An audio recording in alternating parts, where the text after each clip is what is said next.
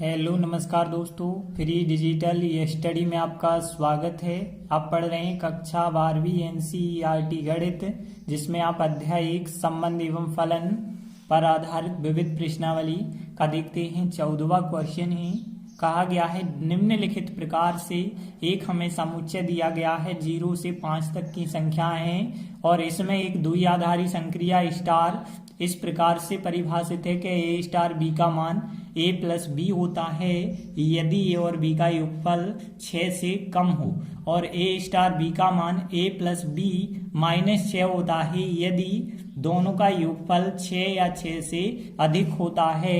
तो देखिए, हमें सिद्ध करना है कि शून्य इस संक्रिया मतलब जो स्टार संक्रिया दी गई है उसका तत्समक अवयव होगा शून्य, और फिर बाद में हमें समुच्चय का प्रत्येक अवयव यदि ए का मान 0 के बराबर ना हो, मतलब आप 0 को छोड़ के कोई भी अवयव ले लें तो सभी अवयव व्युत्क्रमणीय हैं और इस प्रकार से हैं कि 6 माइनस ए जो है ए का प्रतिलोम होगा। मतलब हम सिद्ध करेंगे कि ए का प्रतिलोम कितना है, 6 माइनस ए।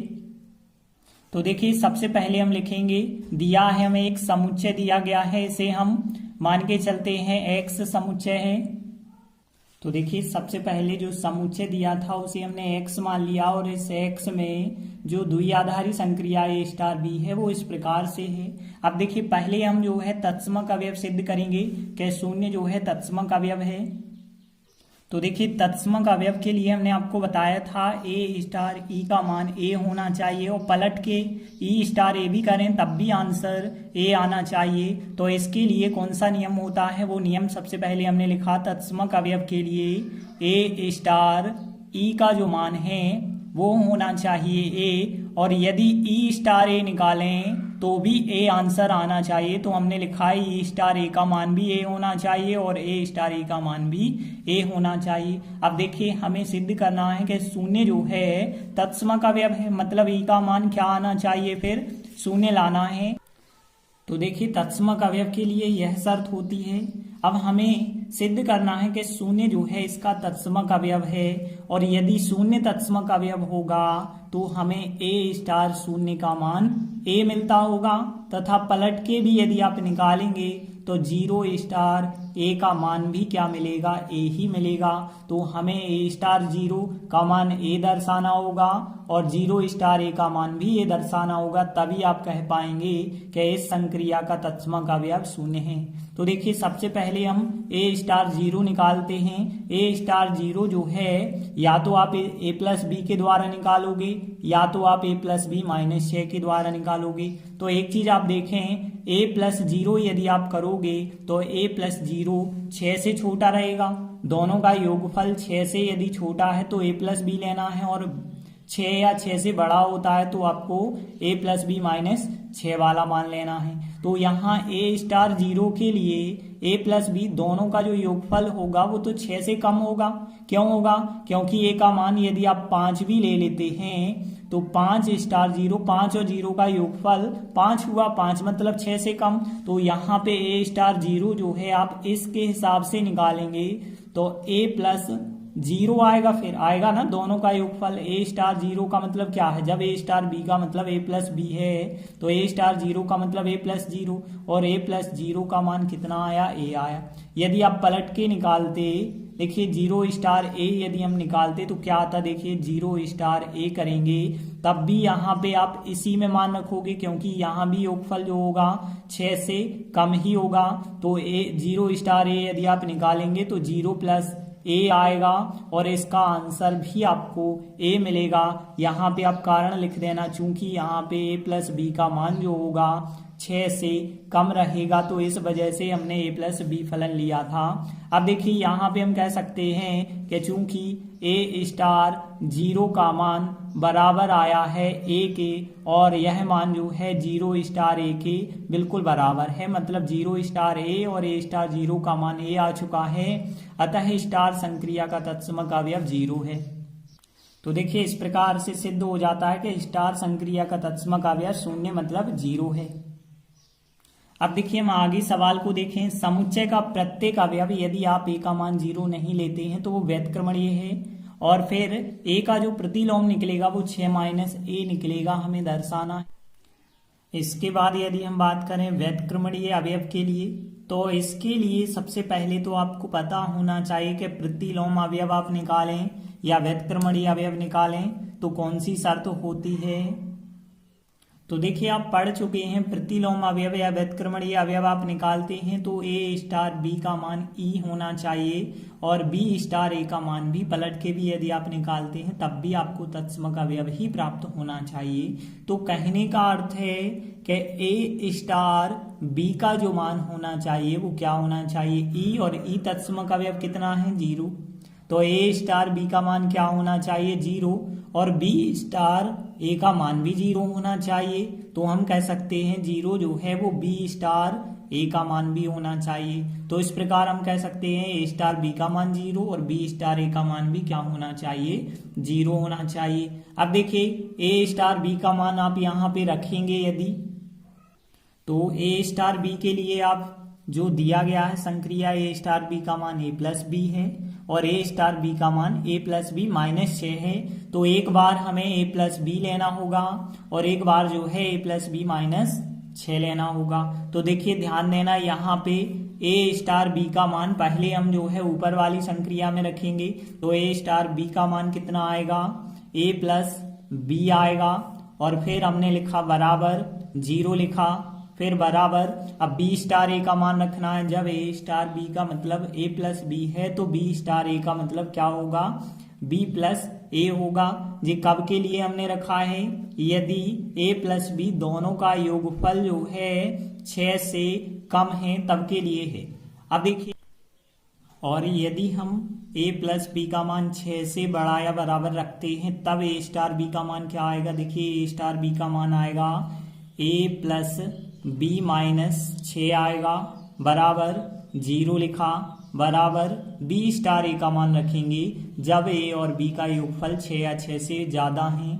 तो देखिए यहाँ पे ए बी आपस में बदल के आएंगे तो बी प्लस ए माइनस 6 आएगा और यह कब के लिए हमने रखा है, यदि ए और बी का जो योगफल है 6 है या 6 से अधिक है।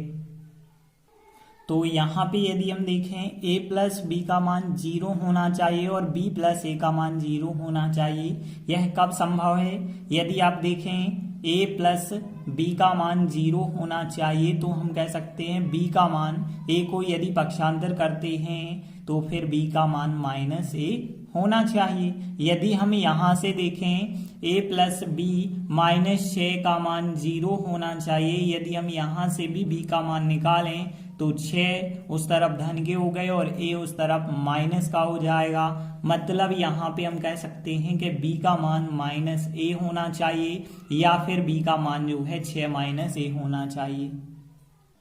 तो देखिए हमने लिखा इसके लिए b का मान माइनस a होना चाहिए या b का मान 6 माइनस a होना चाहिए। अब यदि हम बात करें a और b की तो हमें पता है कि जो a और b हैं दोनों के दोनों x समुच्चय से लिए जाने हैं और जहाँ पे जो x समुच्चय है पहले से ही बता दिया गया था कि a का मान आप 0 नहीं ले सकते हैं तो फिर 1 2 3 4 5 तक ही हमें लेना पड़ेगा। a का मान 0 छोड़ करके बाकी सब अवयव जो x समुच्चय में थे तो x समुच्चय 0 से 5 तक था लेकिन हम 0 छोड़ के लेंगे। तो देखिए a b के मान जब x के अंतर्गत आते हैं और x में 1 से 5 तक की संख्याएं होंगी तो b का मान माइनस a जो है मान्य नहीं हो पाएगा, क्योंकि b का मान ऋणात्मक नहीं हो पाएगा क्योंकि ऋणात्मक संख्याएं नहीं हैं। तो हमने लिखा b बराबर माइनस a नहीं हो सकता है, अतः हमें b का जो मान होगा वो 6 माइनस a लेना पड़ेगा। तो फिर देखिए जब b का मान 6 माइनस a लिया है तो हम कह सकते हैं कि जो a का प्रतिलोम, a का जो यहाँ पे व्युत्क्रम होता है, a का जो प्रतिलोम होता है वो कितना हो जाएगा, 6 माइनस a होगा। तो देखिए हम लिखेंगे अतः a का प्रतिलोम, हमें पता है a का प्रतिलोम क्या होता है, b होता है और b का मान कितना है, 6 माइनस a है। तो यही हमें फिर सिद्ध करना था कि a का जो प्रतिलोम होता है वो 6 माइनस a होता है। देखिए अगला 15वां क्वेश्चन है। मान लीजिए कि एक समुच्चय a दिया गया है -1 0 1 2, एक समुच्चय b -4 -2 0 और 2, और एक कोई फलन f और g a समुच्चय से b समुच्चय पर परिभाषित हैं। f(x) का मान दिया गया है और gx का मान दिया गया है, और यहाँ पे x के मान a समुच्चय से लिए जाएं यदि, तो आपको बताना है क्या f तथा g समान होंगे। अपने उत्तर का औचित्य बताना है। तो सबसे पहले हम दिया है में क्या लिखेंगे, एक समुच्चय a दिया गया है, एक समुच्चय b दिया गया है, और f और g फलन a से b पर हैं, और fx फलन दिया गया है और gx फलन दिया गया है। तो देखिए बिल्कुल हमने यही लिखा कि एक समुच्चय a दिया गया है, एक समुच्चय b, और कोई फलन f जो है a से b पर है, और जो फलन fx का मान है जो क्वेश्चन में दिया गया है वो लिखा, और g फलन भी a से b पर है, तो gx का जो मान दिया गया है वो हमने लिखा। अब देखिए हमें सिद्ध करना है या बताना है क्या f तथा g समान है।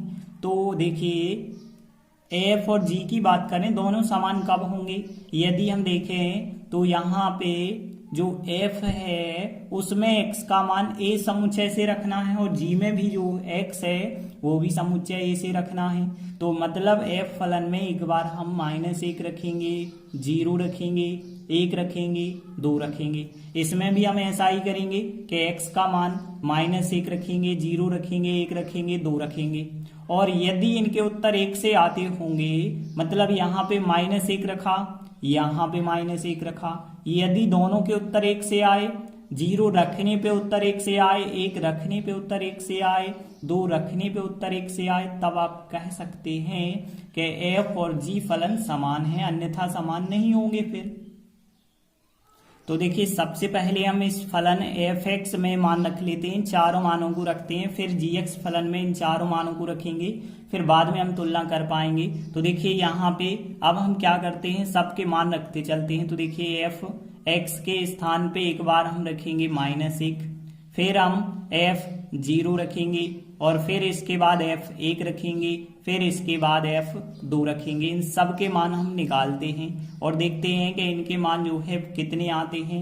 यदि -1 यहाँ पे आप रखेंगे तो -1 का वर्ग होगा, फिर -1 होगा, बराबर -1 का वर्ग करेंगे तो 1 आएगा, और यहाँ पे माइनस और माइनस प्लस का 1 हो जाएगा, 1 और 1 कितना आएगा, 2। तो देखिए जो भी आंसर आ रहा है वह b समुच्चय से आ रहा है बिल्कुल। अब देखिए 0 रखेंगे तो यहाँ पे आएगा फिर 0 का वर्ग -0, और 0 का वर्ग 0 -0 करेंगे तो आंसर 0 आएगा, यह भी b समुच्चय से आया। 1 रखा हमने तो यहाँ पे 1 का वर्ग किया -1, तो यहाँ पे यदि हम देखें तो 1 का वर्ग 1 होगा, -1 करेंगे तो भी आपको कितना प्राप्त होगा, 0। यदि आप 2 रखेंगे तो यहाँ पे आएगा 2 का वर्ग, और फिर -2 रख रहे हैं यहाँ पे, तो 2 का वर्ग 4 -2 करेंगे तो आंसर आएगा 2। तो देखिए यहाँ पे जो फलन f हमें प्राप्त हुआ है, f फलन की यदि बात करें, -1 रखने पे उत्तर आया है 2, तो हम लिखेंगे -1 रखने पे उत्तर आया है 2, 0 रखने पे उत्तर 0 आया है, 1 रखने पे उत्तर जो है 0 आया है, 2 रखने पे उत्तर 2 आया है। तो इस प्रकार से हमें एक फलन f प्राप्त हुआ है। अब इसी प्रकार से हम g फलन में भी मान रखेंगे, 1 0 या -1 0 1 और 2, इन सब मानों को g फलन में भी रखते हैं। तो तथा अब हम देखिए क्या ज्ञात करेंगे, g -1 ज्ञात करेंगे, और फिर हम g 0 ज्ञात करेंगे, फिर g 1 ज्ञात करेंगे, फिर g 2 ज्ञात करेंगे। तो देखिए g -1 आप कैसे निकालेंगे, 2 रखा हमने, फिर मापांक x के स्थान पे -1 रखा, फिर -1/2, और फिर मापांक फिर -1। इसे सॉल्व आप कैसे करेंगे, तो देखिए 2 लिखा, यहाँ पे 2 एकम 2 और 1 3, -3/2 हो गए यहाँ पे, और फिर पीछे चल रहा है -1, और आगे यदि आप सॉल्व करेंगे तो 2 -3/2 का मापांक आप निकालेंगे तो +3/2। अब हमने कोष्टक बनाया, मापांक नहीं बनाया है, और फिर -1, 2 से 2 काट सकते हैं तो 3 -1 बचा होगा, 3 -1 का मतलब क्या होगा, 2। अब देखिए g -1 का मान हमें कितना मिला, 2 मिला है। अब हम g -1 के बाद 0 का मान निकालेंगे तो देखिए क्या मिलेगा आपके लिए, x के स्थान पे 0 रखना होगा, तो हमने 2 लिखा, x के स्थान पे 0 रखेंगे, -1/2 लिखा, फिर -1 लिखा, और आगे यदि आप सॉल्व करेंगे तो देखिए यहाँ पे 2 तो आपको लिखना होगा, जीरो में से 1/2 घटाएंगे, -1/2 ही रहेगा। और फिर -1 और आगे देखें तो 2 -1/2 का मापांक +1/2 आएगा। फिर -1, 2 से 2 काट दें आप, 1 - 1 आपको आंसर 0 प्राप्त हो जाएगा। अब देखिए हमने जीरो रखा था, अब जी रखना होगा हमें 1, तो 1 रखते चलते हैं। तो देखिए 2 लिखा हमने और यहाँ पे x था, ये रहा आपका x के स्थान पे अब 1 रखना है। 1 - 1/2 करेंगे, -1 देखिए 2, 1 में से 1/2 घटाएंगे आप तो 1/2 आपको प्राप्त होगा। और फिर पीछे -1 लिखा। अब देखिए यहाँ पे 2 लिखा हमने, 1/2 का मापांक जो होता है वो 1/2 ही होता है, प्लस का होगा। और -1, 2 से 2 आप काट देते हैं, 1 - 1 आपको 0 मिल जाएगा। अब देखिए हमें यहाँ पे 2 रखना होगा, जैसे F2 रखा था तो यहाँ पे अब हम 2 रखेंगे। तो फिर G2 का जो मान निकलेगा वो कैसे निकालेंगे, देखिए 2 लिखा हमने, यहाँ पे x के स्थान पे 2 रखेंगे, फिर -1/2 करेंगे, फिर -1 लिखेंगे। तो देखिए 2 लिखा, अब यहाँ पे 2 में से 1/2 घटाएंगे तो 2 दूनी 4, 4 में से 1 घटाएंगे तो 3, 3/2 यहाँ प्राप्त होगा, -1। अब देखिए 2 लिखा, 3/2 का जो मापांक निकलता है वो प्लस का 3/2, लेकिन हम कोष्टक बना के लिख रहे हैं। और -1, 2 से 2 कट जाएगा, 3 में से 1 घटाएंगे तो आपको कितना प्राप्त होगा, 2 प्राप्त होगा। अब हम कह सकते हैं कि यहाँ पे जो जी फलन आपको प्राप्त हुआ है, -1 रखने पे 2 उत्तर आया है तो -1, 2, 0 रखने पे 0 उत्तर आया है तो 0 पे 0, 1 रखने पे उत्तर आपको 0 प्राप्त हुआ है, 2 रखने पे 2 उत्तर प्राप्त हुआ है। अब यदि आप इन दोनों की तुलना करें कि f फलन और g फलन, तो आप देख पा रहे होंगे कि f और g फलन समान प्राप्त हो रहे हैं। तो देखिए हमने लिखा इस प्रकार से स्पष्ट है कि फलन f के जो भी मान हैं वो फलन g के मान के बराबर हैं। तो हम ऐसा लिख सकते हैं f a का मान ga के बराबर होगा, जहाँ पे जो a वाला अवयव है a समुच्चय पर आधारित है। तो देखिए f a का मान यह कहलाएगा, जैसे ga हो जाएगा, जी ए यहाँ पे होगा, जे जी ए होगा, मतलब जो ए के मान है वो ए समुच्चय पर आधारित हैं। तो एफ ए का मान जी ए के मान के बराबर हो गया है। अतः हम कहेंगे कि एफ और जी फलन समान फलन हैं। तो यही हमें जो है बताना था, क्या दोनों फलन समान हैं, तो सिद्ध हो जाता है कि एफ और जी फलन कैसे होंगे, समान होंगे। तो इस प्रकार से हमने 2 महत्वपूर्ण प्रश्न किए। आगे के वीडियो में हम आगे के सवाल करेंगे। तब तक के लिए धन्यवाद।